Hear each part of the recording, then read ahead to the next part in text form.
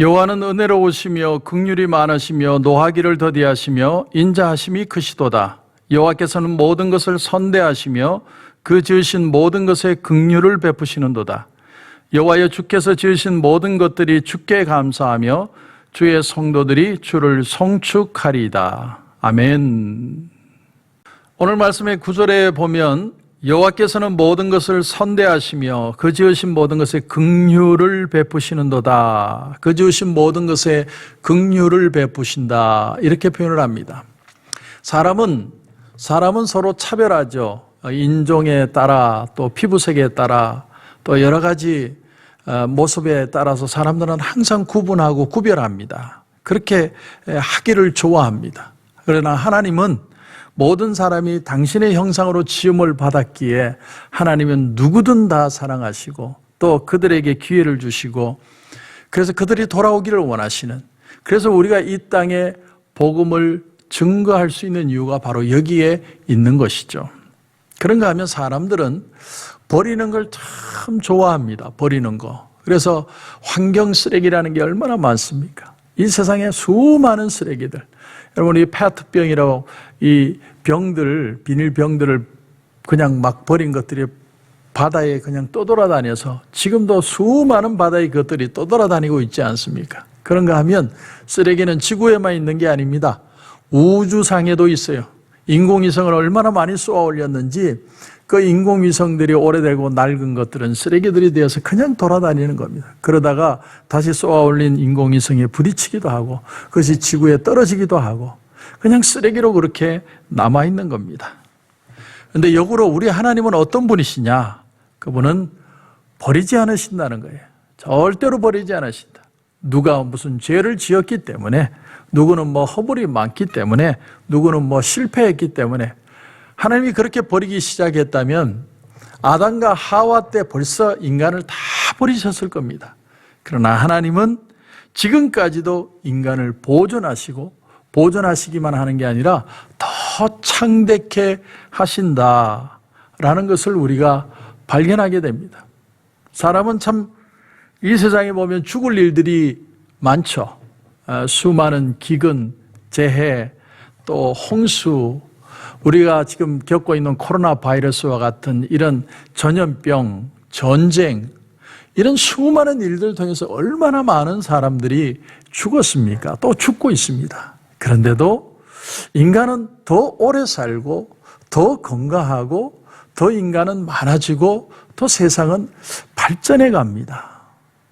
여러분, 참 놀라운 사실이라고 생각하지 않습니까? 인간이 다 멸종하고 다 사라질 것 같고 지금 이 언택트 시대에 이렇게 살다가 인간은 다 고립되어 죽을 것 같지만 인간은 절대로 그렇게 되지 않는다는 겁니다.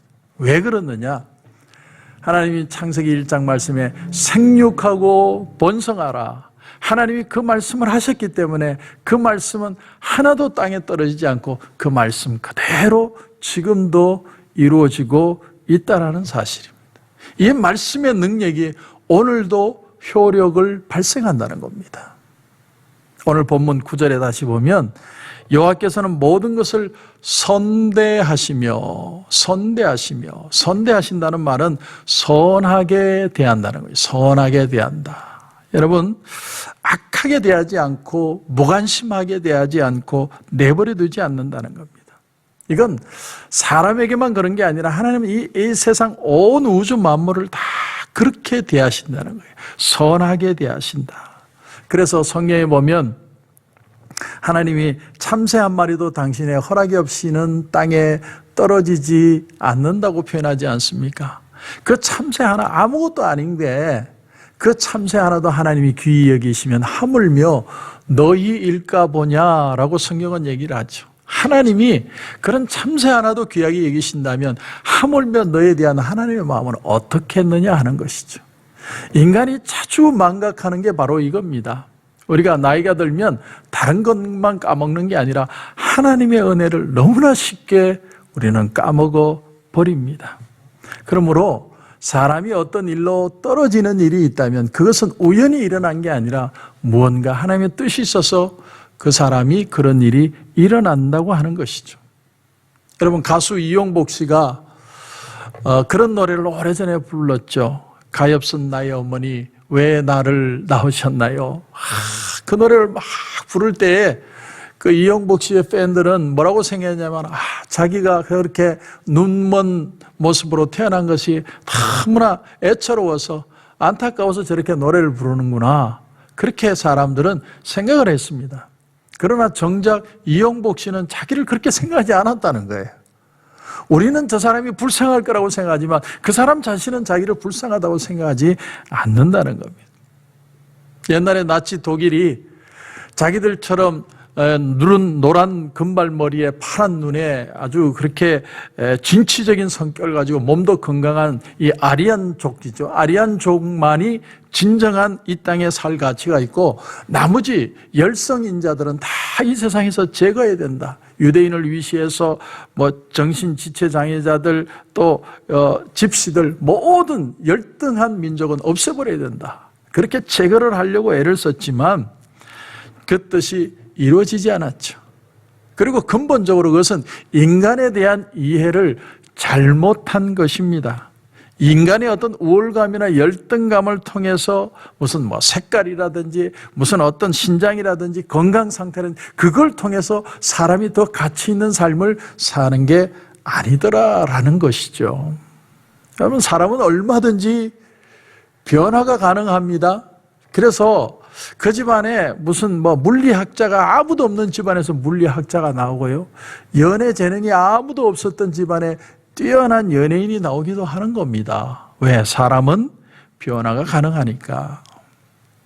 여러분, 영화 글라디에이터를 보면 그 영화 속의 로마 병정들은요, 아주 멋있는 그런 어떤 복장, 투구와 갑옷을 입고 그리고 게르마니아족과 싸웁니다. 그 게르마니아족이 누구의 조상입니까? 독일의 조상이죠. 그런데 그 사람들은요, 어떤 모습으로 나오냐면 그냥 짐승의 털을 가지고 옷을 입고 그냥 도끼 들고 그냥 칼 들고 싸우는 그런 야만족으로 나옵니다. 하지만 지금은 어떻게 되었어요? 독일이 가장 세상에서 뛰어난 민족 중에 하나로 표현되어지고 있죠. 그러니까 한때 뛰어나다는 것을 통해서 그 사람이 우월하다, 뛰어나다 이렇게 표현할 수도 없다라는 겁니다.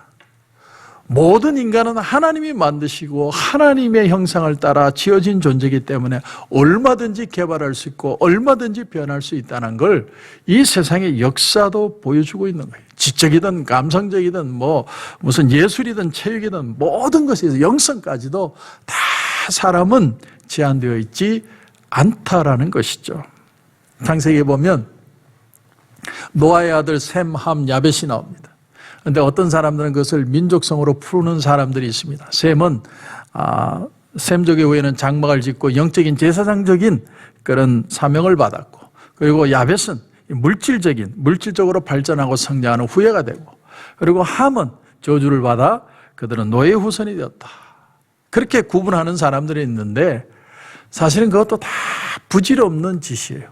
왠 줄 아십니까?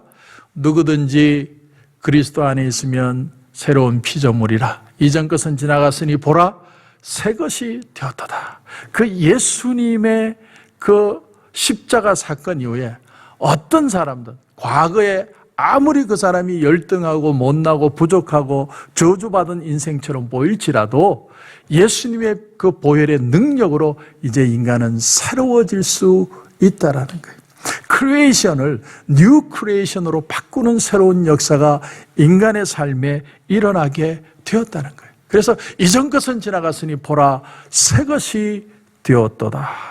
뉴 크리에이션. 이 역사가 오늘 우리에게 있기 때문에 우리에게는 얼마든지 가능성이 있고 얼마든지 기회가 우리에게는 부여되고 있다라는 사실입니다. 여러분, 막달라 마리아가 7 귀신 들렸던 여인이었죠. 그 여인이 그러나 예수님이 그녀를 치유하시고 귀신을 쫓아낸 후에는 어떻게 됩니까? 사도들보다도 먼저 부활하신 예수님을 만나고 더 적극적으로 예수님을 따르는 예수님의 귀한 제자가 되었습니다. 과거의 출신, 과거의 배경, 그것이 더 이상 문제가 되지 않았다라는 사실이죠. 과거를 안다는 것이 현재의 영향을 미치지 않는다는 겁니다. 그렇기 때문에 여러분, 사람이든 짐승이든 모든 사물이 이 세상에 존재하는 이유가 뭐냐?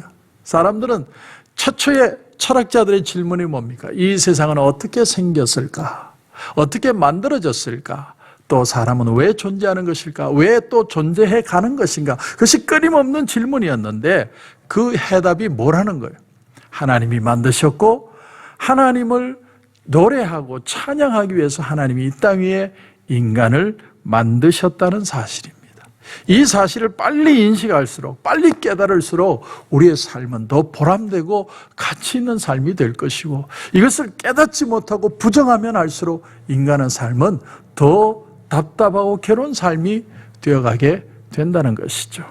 오늘 8절을 보십시오. 8절을 보시면 여호와는 은혜로우시며 긍휼이 많으시며 노하기를 더디하시며 인자하심이 크시도다. 왜 이 속성이 필요할까요? 그것은 인간이 죄인이고 연약한 존재이기 때문이라는 겁니다. 인간이 그런 존재임에도 불구하고 하나님은 노하기를 더디하시고 은혜가 많으시고 자비하시고 인자가 크시다라는 거예요. 그래서 고린도전서 12장에 보면 오직 하나님이 몸을 고르게 하여 부족한 지체에게 귀중함을 더하셨다. 부족한 지체에게 귀중함을 더하셨다. 참 귀한 말씀입니다. 우리가 곱씹어 볼 말씀이죠. 우리는 이 세상에서 더 자신만만하게, 더 능력 있게, 더 내가 무엇을 진취적으로 하는 사람이 더 뛰어난 존재라고 생각하지만, 그러나 하나님이 오실 때는 인간은 다 같은 존재이고 하나님 앞에 얼마나 더 하나님을 인식하고 깨닫느냐의 가치로 하나님은 우리를 보신다는 거예요. 여러분, 인생은 그 사람의 재능 순서가 아닙니다. 그런가 하면 환경에 의해서 인간은 지배되어지지도 않습니다. 이전 것은 지나갔으니 보라 새 것이 되었도다. 하나님은 은혜로우시며 긍휼이 많으시며 노하기를 더디하시며 인자심이 크시도다. 이 하나님을 믿으십시오. 그 하나님을 나의 하나님으로 받아들이는 순간 우리는 New Creation, 새로운 재창조된 인생을 살아가는 겁니다. 변화된 인생을 사는 가치, 그것이 그리스도인의 가치라는 것이죠.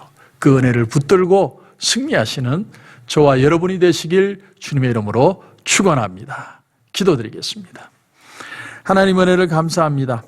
이 세상의 많은 사람들은 인간을 구분짓고 차이를 두고 인간이 더 열등하고 우등하다는 것으로 서로의 모습들을 구별하지만 하나님은 우리를 구별하지 않으시고 하나님의 형상으로 우리를 만드시고 오늘도 우리를 회복하시고 계시는 하나님인 줄 분명히 믿습니다. 이전 것은 지나갔으니 보라 새 것이 되었도다. 하나님의 은혜 안에서 새로워지게 하시고 변화되어지게 하시고 가치 있는 나의 삶을 발견하게 하여서 더 풍성하고 아름답고 하나님의 은혜와 하나님의 인도하심을 더 깊이 경험하는 귀한 축복의 삶이 되게 하여 주시옵소서. 오늘도 하루를 살면서 하나님의 은혜를 경험하는 귀한 하루가 될 수 있도록 하나님 인도해 주실 줄 믿고 주님 은혜 감사하며 예수님의 이름으로 기도드립니다. 아멘.